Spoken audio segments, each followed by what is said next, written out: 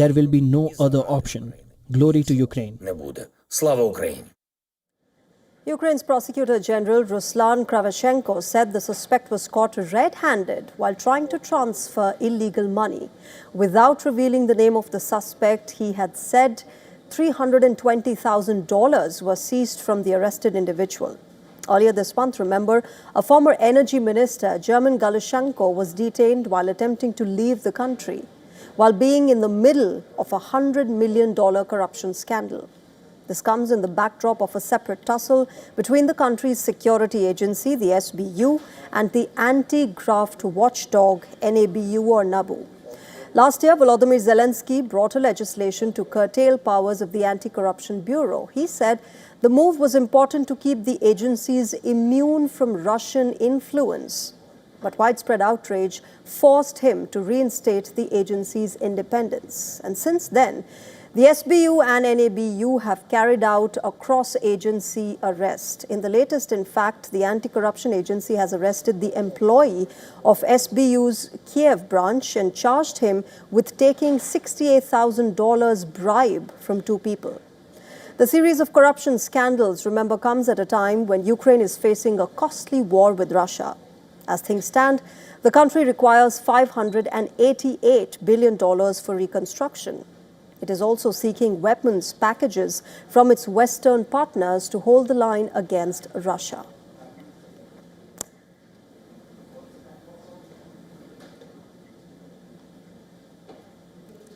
And for more on this, let me go across to James Jackson. He is a journalist and political analyst joining us live from Berlin at the moment. James, good evening. Welcome to WION. What do you make of this? There's this country which is embroiled in a war against Russia, and you have scandal after scandal emerging within Volodymyr Zelensky's inner circle. Yes, well, I mean, whether it's within his inner circle is debatable. There's absolutely issues with corruption, particularly around procurement in Ukraine during this war, which, as you mentioned, is now entering its fifth year. Of course, there has been previous cases where members of his close circle were implicated, but I would say in this case, it's a much more typical arrest, which was made of the logistics chief of the Air Force Command. I mean, in an extraordinary situation like a full-scale war, defensive war that Ukraine is fighting, I think, unfortunately, this is the perfect ground for corruption to grow on. I don't think this says too much about Ukraine, and the fact that the SBU's internal security unit is going ahead to arrest such senior people does show that there is some, real action being made in a fight against corruption. But, the fact that this has to be done is a clear sign of weakness, and it does also remove some legitimacy for Ukraine and leave allies questioning, why are we giving them money if it's going to the pockets of regional bureaucrats and military logistics officials? James, while allies question the entire situation and the money being given to Ukraine, there are internal protests that Volodymyr Zelensky has also faced. The time that he passed a law to, quote unquote, get the anti-graft agency immune from Russian influence and so curb their powers, there were demonstrations, there were protests that were taken out on the streets of Ukraine. Absolutely. The idea that Zelensky is infallible is something which is, no longer popular internationally or in Ukraine. At one point, I think many analysts see him as an incredibly brave leader who, unlike many, did stick in his country and who, works quite tirelessly. But that doesn't mean that his administration hasn't made some pretty serious mistakes. For example, last November, when the Energy and Justice Ministry resigned, and there were protests in Ukraine. I mean, Ukraine isn't a country that sees that many protests compared to Western Europe generally. And the fact that they would do it within wartime really does show the strength of feeling there. Of course, he's in an unenviable position, Mr. Zelensky, President Zelensky, because his population are tiring of war and increasingly wanting a deal where effectively land, which has been very hard fought for, would be given to Russia, which you could see as almost a reward for their war of aggression. But he doesn't have that many options, and it's not even clear that Russia will take this deal, because it does look at least possible that they're only interested in regime change in Ukraine, and to have Ukraine as a kind of client state similar to neighboring Belarus. Okay, so we'll have to wait and see how this moves forward for not just Ukraine's political class and their, military class, but for Volodymyr Zelensky himself, who has been facing these protests internally. Thank you very much, James. I'll leave it here for your perspective. Thanks for having me. Making us understand what the situation is. All right, moving on. Former U.S. Secretary of State Hillary Clinton is set to appear before a congressional committee that is currently probing links to late financier and sex offender Jeffrey Epstein. The closed-door deposition will be followed by a testimony from her husband, former President Bill Clinton. He will testify the next day. These hearings, remember, are part of an inquiry led by the Republican chair of the House Oversight Committee, James Comer. The Comer-led panel is looking into Epstein's network and his connections to prominent public figures. Hillary Clinton has said that she does not recall ever speaking to Epstein. However, she has acknowledged meeting his longtime associate, Ghislaine Maxwell, who is currently serving a prison sentence after being convicted of trafficking underage girls for Jeffrey Epstein. The Clintons initially refused to testify before the panel, but later they agreed after lawmakers moved to hold them in contempt of the Congress. The depositions will take place in New York. James Comer claims that Epstein visited the White House 17 times during Bill Clinton's presidency and that the former president flew on Epstein's private plane multiple times in the early 2000s after leaving office. Recently released Justice Department files include photographs of Clinton with Epstein. Bill Clinton has denied any wrongdoing and has expressed regret for his association with Epstein, while Hillary Clinton has accused the Republican-led panel of trying to deflect attention from President Donald Trump, remember, who also socialized with Epstein in the 1990s before he was convicted in 2008. Jeffrey Epstein died by suicide in a New York jail in 2019 while awaiting trial on federal sex trafficking charges, but his case continues to cast a long shadow over political and social and royal elites in the United States and abroad.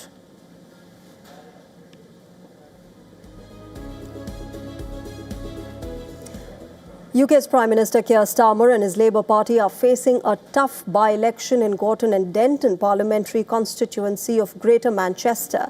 These elections that are normally a highly local affair have now turned into a battle of prestige for UK's ruling party.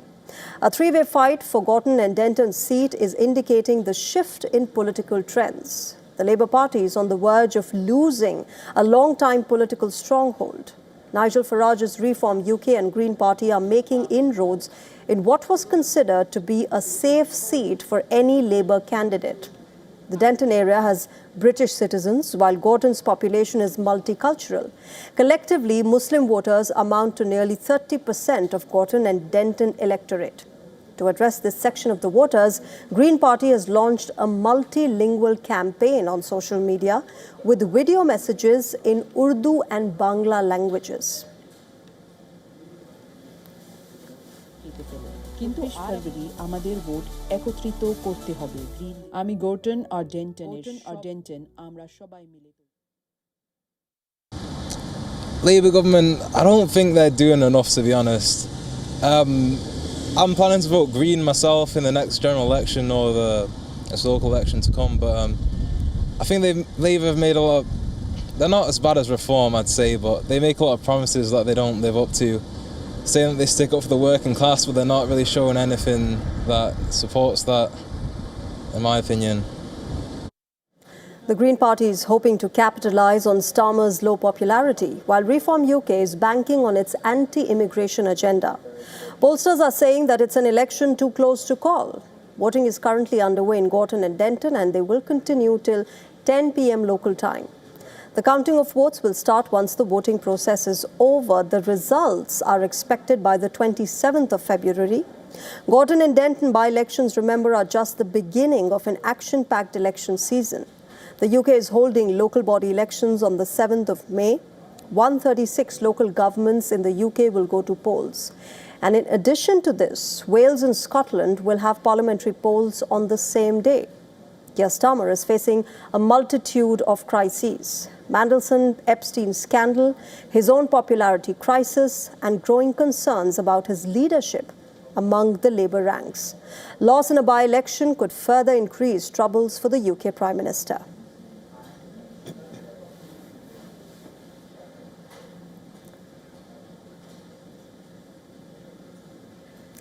Nepal is heading for a high-stakes election on the 5th of March. These elections are born out of the Gen Z uprising that sought to upend the existing political order last year. Now, 5 months after the widespread protests, Nepal is set for a democratic comeback. The Himalayan nation has a long history of political instability. 3 men switched from the Prime Minister's seat for 9 times in the last decade. The trio of Communist Party leader Pushpa Kamal Dahal, CPI-UML leader KP Sharma Oli and the Congress leader Sher Bahadur Deuba dominated the country's politics. Out of the 3, 2 men are once again on the ballot, while the Congress party has replaced Deuba with 49-year-old Gagan Thapa. To challenge this political status quo, rapper-turned-politician and former Kathmandu mayor Balendra Shah has thrown his hat in Nepal's electoral agenda. Balendra Shah is making efforts to seize the momentum created by the Gen Z uprising. Top 3 issues during this election campaign remain poverty, unemployment and corruption. A fifth of Nepal's total population is living in poverty, while rising unemployment is forcing youngsters to migrate. At least 3 million of the country's 30 million population lives overseas.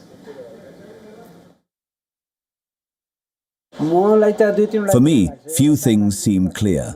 One is the unknown instability here. There is no guaranteed job, and there is instability along with the lack of employment. In Nepal, one doesn't get proper employment, meaning one doesn't earn enough money, even if one has to migrate for the sake of raising children. Political parties have made tall promises to tackle the unemployment crisis. Balendra Shah's Rashtriya Swatantra Party has pledged to create 1.2 million jobs, while the Nepali Congress has vowed to generate 1.5 million jobs. Nearly 19 million people are eligible to vote on the 5th of March. They will elect 275 parliamentarians who will choose the country's next Prime Minister. And for more on this, our correspondent Saloni Murarka has sent us this report from Kathmandu. Take a look. Nearly 19 million people will be voting in March to elect 275 lawmakers to Nepal's lower house of parliament. And this includes 8 lakh first-time voters. This election follows youth-led protest over unemployment and corruption. Nepal's current youth unemployment rate stands above 20%, and about 1,500 young people leave the country every day to work abroad. And as the elections approach, parties are promising jobs. The Rashtriya Swatantra Party is pledging 1.2 million jobs, while the Nepali Congress is promising 1.5 million jobs over 5 years. But with a history of political instability and slow economic growth, young voters remain unconvinced. They doubt whether these promises will actually translate into real employment.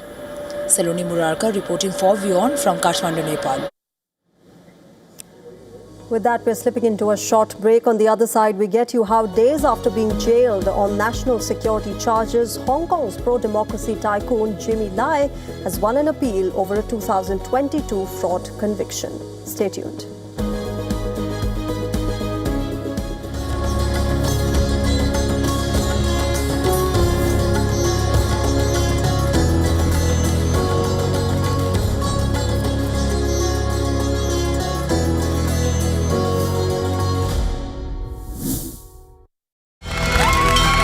From the bustling trading floors of Wall Street to the vibrant exchanges of Asian stock markets, WION breaks it down for you to make sense of what's happening, as we reveal the key factors behind events, strategic battles, and the game-changing business decisions that shape the world. We bring you all of this and more on World Business Watch.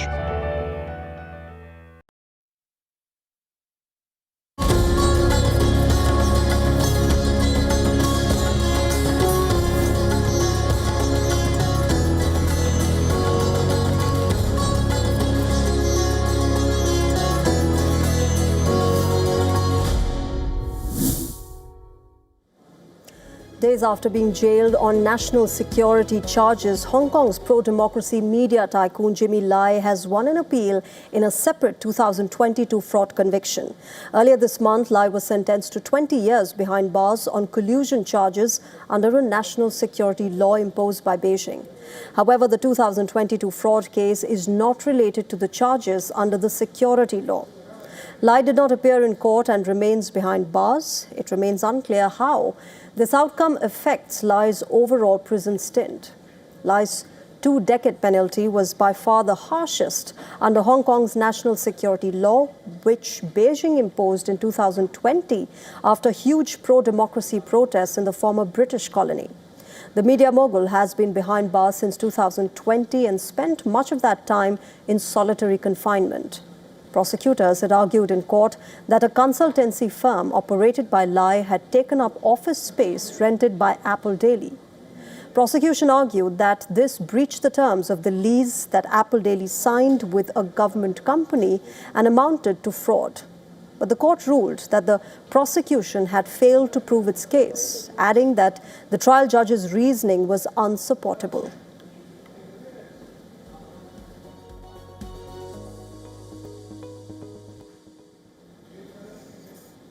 And shifting our focus to India now, Prime Minister Narendra Modi has set a new global benchmark in the world of digital diplomacy. He has now become the first world leader to cross the 100 million follower mark on Instagram.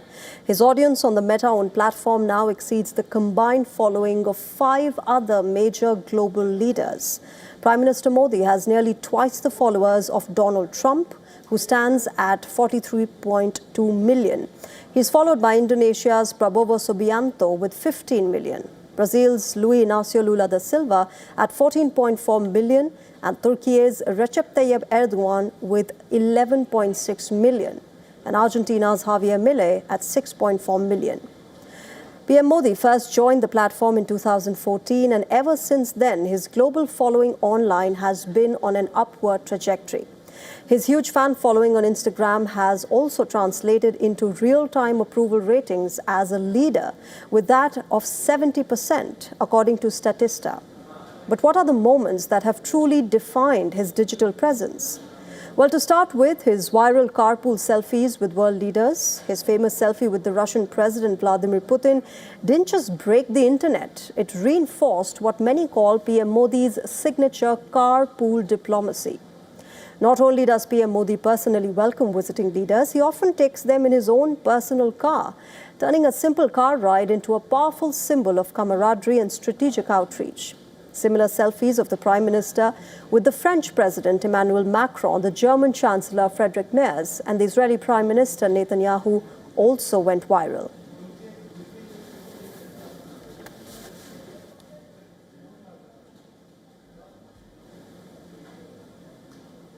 Mexico is pushing for sweeping electoral reforms. President Claudia Sheinbaum is about to send a bill to the Congress, and the proposed changes are expected to address campaigning rules, spending limits, and even working hours.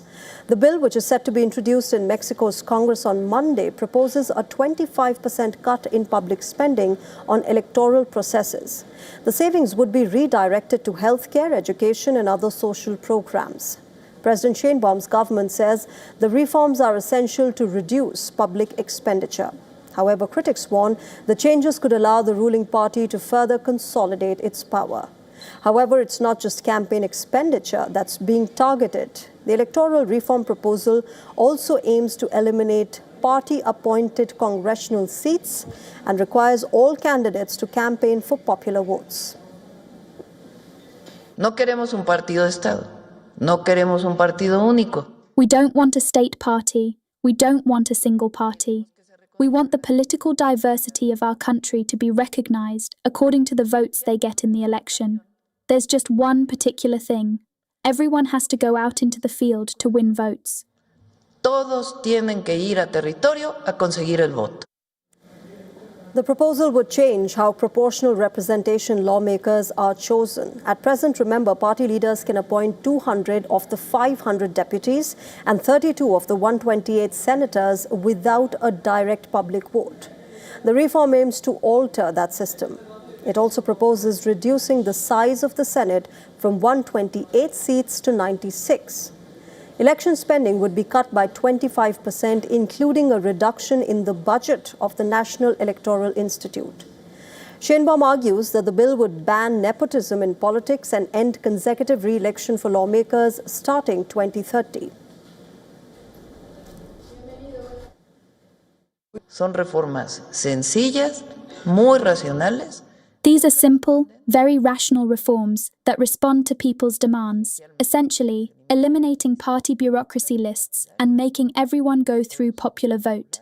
And 2, reducing spending, no re-election, no nepotism, oversight and participatory democracy. Fiscalización y democracia participativa. And with that, it's a wrap on this edition of Race to Power. But as always, we'll keep getting you news and updates from across the world. Thank you very much for joining us at the moment. Bye-bye.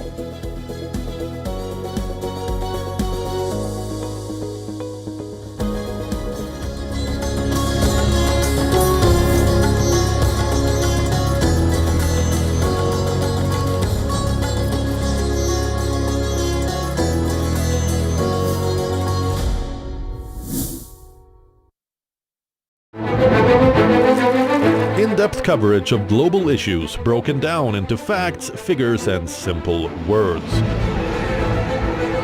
Backed with analysis from field experts who truly matter, because we believe in decoding the real picture for you. So you get a much wider and deeper understanding of stories from around the world, a 360-degree analysis. An award-winning documentary series, week after week creating the maximum impact. Watch WION Wide Angle at these times on WION. World is One. Campaigns, elections, alliances, controversies, and power play. Beyond the noise and rhetoric, no election, no ballot issue too small. Stories that analyze global and domestic politics. More